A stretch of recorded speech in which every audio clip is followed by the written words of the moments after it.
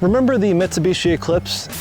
Cool, like if like right now there was this total eclipse. Introducing the all-new 1995 Eclipse from Mitsubishi. It was a fun little sports car coupe thing from the 90s and 2000s. They even made an electric one in 2001, 25 years ago. That never made it to production, it was just a proof of concept. And they stuck with gas until 2012 when the coupe died. Then in 2017, they came out with the Mitsubishi Eclipse Cross, which made sports car enthusiasts of the original Eclipse rather cross. Well, that brings us to today. The Mitsubishi Eclipse Sportback EV. The Eclipse is back. Well, we have another rendition of the Eclipse, and I have to admit I am quite a bit more excited. No, it's not a sports car, and you'll have to let me know in the comments whether you think the name is a good idea, but I'm here to see how this is as a car. This is the Mitsubishi Eclipse Sportback EV, and if it looks familiar, that's because you've been paying attention. It's basically the same thing as a Nissan LEAF, the new Nissan LEAF, both inside and out. So yes, if you squint, you will see Nissan LEAF, but if you open your eyes, you'll start to see some of the little distinct differences that may sway shoppers to this side of the fence. So the exterior is where most of the changes are to differentiate this from the LEAF, like I said. Up front is Mitsubishi's take on kind of the bold yet sporty approach. The LEAF's light bar is no more, and I'm okay with that. I actually like how this is different from the light bar society we seem to be entering into. They have the Mitsubishi strikes up front, the 3-star logo, which, fun fact, Mitsubishi just means 3 diamonds in Japanese. And I like it. I think as far as the front, I would take this over the LEAF. We have the wheels, which are tri-spoke, obviously paying homage to the logo, and that actually pays homage itself to the crest of the original founder for Mitsubishi, Yataro Iwasaki. I didn't want to mess that up. We also have an EV badge right here, which just tells the world you drive an EV.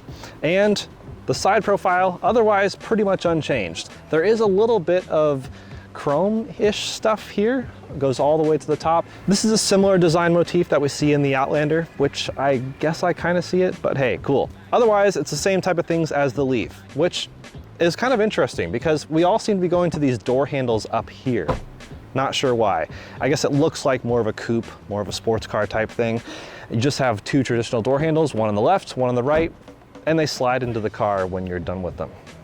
Cool, saves a little bit of aerodynamic efficiency, every bit counts. But Mitsubishi and Nissan and Toyota and Subaru are all doing this thing here. Let me know what you think of these upper door handles. I guess it could prevent a really tiny child from jumping in, but I think I've already been debunked by previous comments on that theory, so you let me know if you have a different theory. Around back, the differences are much more dramatic than the side. We have the Mitsubishi logo just plastered all along the side here. Eclipse Sportback, another big logo there. Another EV logo. That makes 3 giant EV logos in the exterior of your car, just to make sure no one confuses this with something else. The rear valence at the bottom is also trying to look similar to what's up front, just kind of making the design cohesive. The taillights are also different, and I do like these. They are a very Mitsubishi design, and it makes sense that they didn't use the taillights from the LEAF because those taillights had like a 2 and 3, which is Nissan in Japanese. And so I guess that makes sense why they didn't do that here. And here we have the 3rd EV badge. If your car doesn't say EV boldly on the outside, is it even an EV? Well, this one certainly is, because this also has 2 charge port doors. What's behind door number 1? Ah, yes, a NAX port, and also some text that says DC fast charge only. That's very interesting. This is the side of the car that charges on Tesla superchargers or other NAX enabled chargers. 150 kilowatts, 10 to 80% in about 35 minutes. Those are pretty far from class leading numbers, but they're decently respectable. Way better than the old LEAF, and so I guess if you compare apples to apples, great. There's also, what's funny enough, a 2 and a 3 right here, which is, again, Nissan in Japanese. So they kind of left that from the LEAF, a little Easter egg, if you will. You can show all your friends. Door number 2, another Nissan 2-3, again, another fun Easter egg. And this side has J1772. And though this port has been the most common for years, we're starting to see more level 2 chargers with the other port, which will confuse some people because they won't fit into this. So you may just have to fumble with some adapters depending on your charging scenario, but that's the way Nissan and therefore Mitsubishi have decided to implement it. Their recommended charge limit, if you're wondering, is 80%. And as I said, this is the same CMF EV Amp R medium platform as the Leaf and the Aria. You get a 75 kilowatt hour battery, which is liquid cooled and heated, good for 282 miles of range, with a standard heat pump to scavenge heat, improving cold weather efficiency. There is no frunk or front trunk because, well, this is where all the action happens. This is where we have the onboard charger, the motor. It is front wheel drive. I'll show you how that works in driving. But again, this is where they stacked everything, just like the previous Leaf. And you'll have to let me know if you think no frunk is a big deal. Some people make buying decisions based on that. Either way, let's go see how much storage is in the back, because that's all you get. In the back, we have some important storage space to talk about. 20 cubic feet behind the second row, 55 cubic feet if you lay it all down. And that's, yeah, definitely respectable. This is a really small car with some usable storage space, even a bit underneath here, which you could put, I don't know, short, flat things. On the inside, actually a pretty nice place to be, vastly improved from the previous Leaf. And while there's no Mitsubishi EV to compare it to, other than the old iMeave, I guess, this is also a huge jump up from that.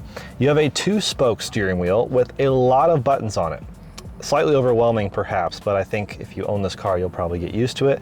I appreciate that they are physical buttons, no haptic buttons. Mitsubishi, in fact, called out how important that was to not have haptic buttons because that could be a distraction.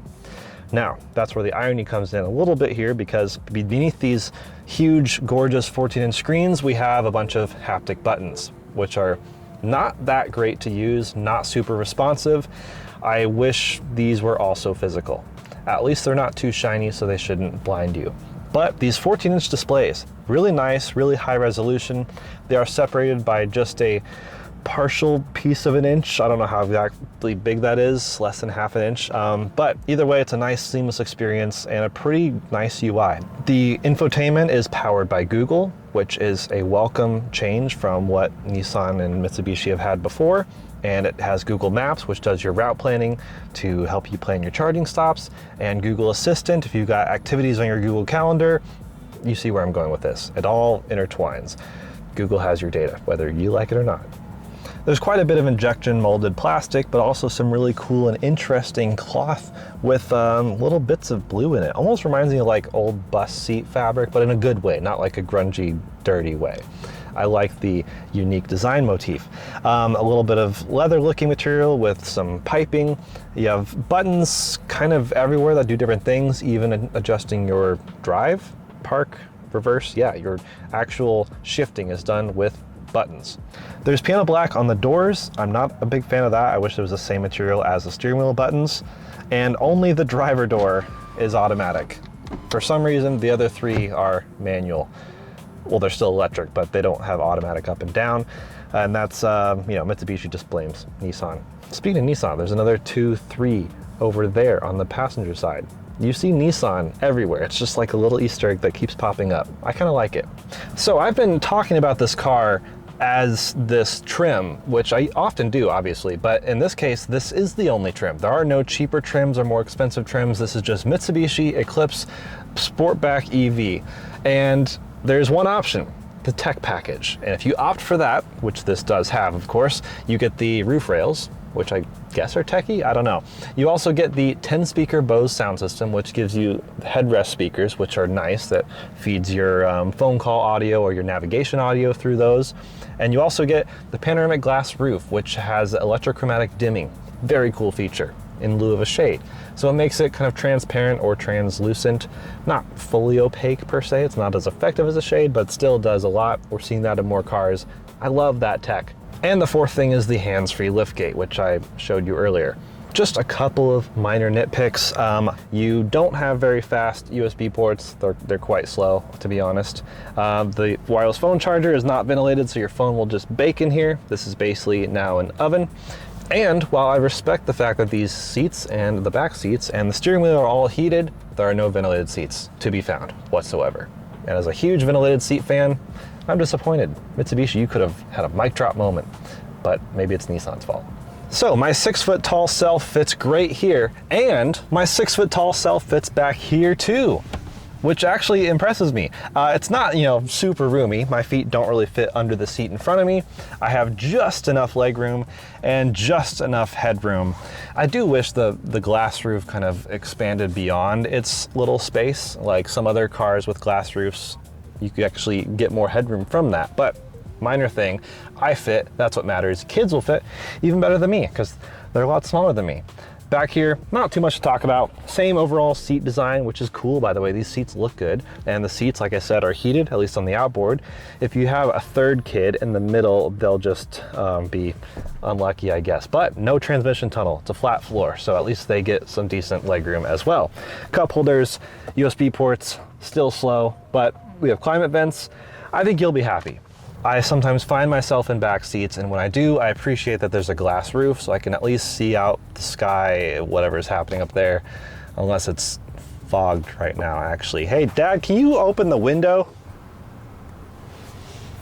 Ah, so much better. Trees. Let's go drive this thing. Let's put the Sportback on track. that was cheesy. No, but let's drive this thing.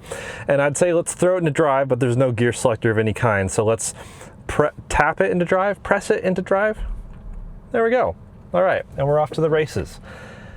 No, again, this is not a track car. It's not a race car. But fun fact, the Eclipse name does not derive from the planetary solar whatever events. It's not from the stars. It's from a racehorse from the 18th century that allegedly could not lose a race. It was famous for just winning every single race it went in. The more you know. The horse was probably named after the planetary solar space stuff, but not this car.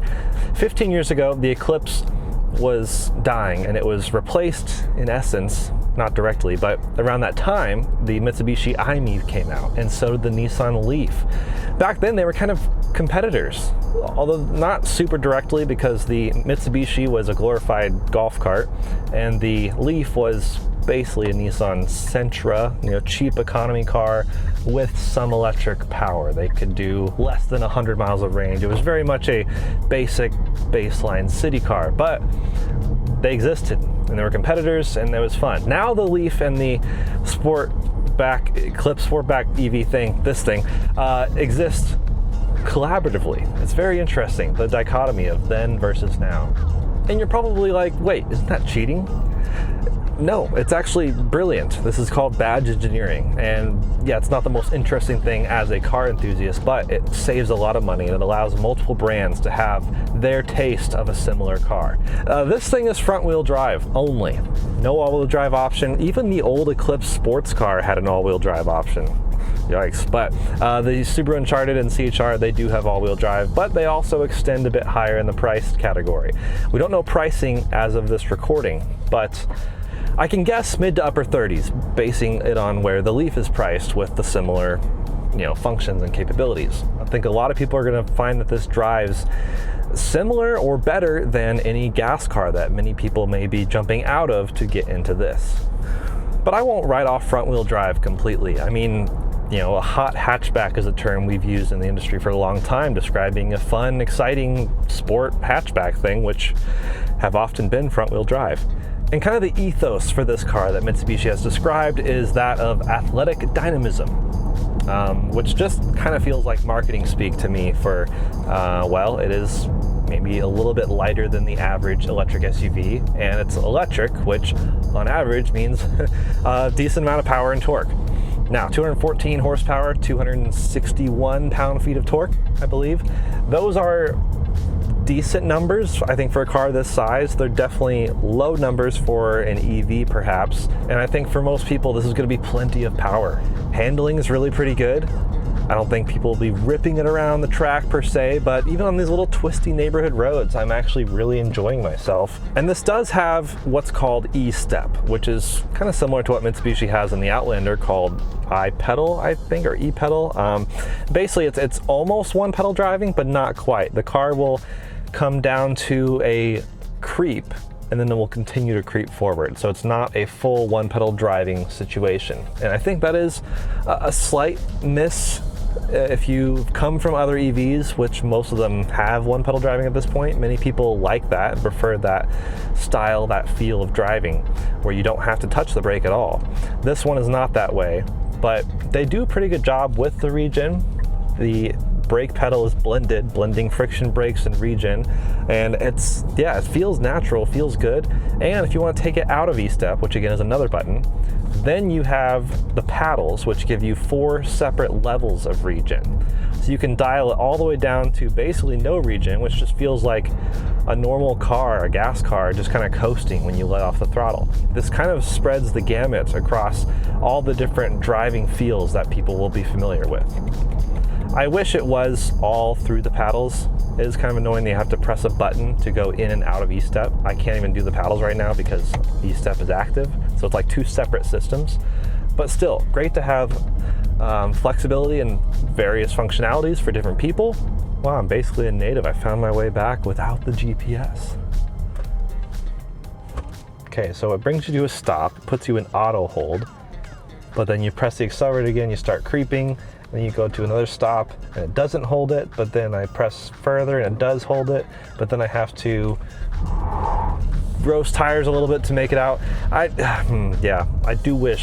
wish this had one pedal driving. I think that tuning could be just a bit more refined. Sorry about your tires, Nissan. I mean, Mitsubishi. Freudian slip, sorry. So I'm gonna keep soaking up the beautiful roads in Seattle suburbs and mull over my final thoughts. So, as a car enthusiast, it is hard to see where the Eclipse name has gone because again, that Eclipse sports coupe of old was such a cool car. You could even have it in a manual and all-wheel drive, and you know, as a car person, that excites me. But I have to remember, the average person is buying a car, and as a car, this thing is really good. A lot of people are gonna like the Mitsubishi Eclipse Sportback EV. It is a little bit of a mouthful though, isn't it? Let me know what you think of the design. That's one thing that differentiates this from the Nissan LEAF, but the other thing is the warranty. Mitsubishi is known for incredible warranties. 100,000 miles, powertrain and battery, 10 years. Other numbers, they're on the screen. The warranty is really, really impressive. And whether you're looking for a Mitsubishi or a Nissan or any of their competitors, you can of course get a fair purchase price linked above. But for now, this is expanding Mitsubishi's lineup, and they have more stuff they're cooking up, like another pickup truck and another SUV, more things to be excited about, and I'm here for it. I think it's a pretty cool brand. What I really want is a Mitsubishi Pajero Jr. Like, let's bring that back. Until then, see you next time. I have to hold this up because it's not an automatic window.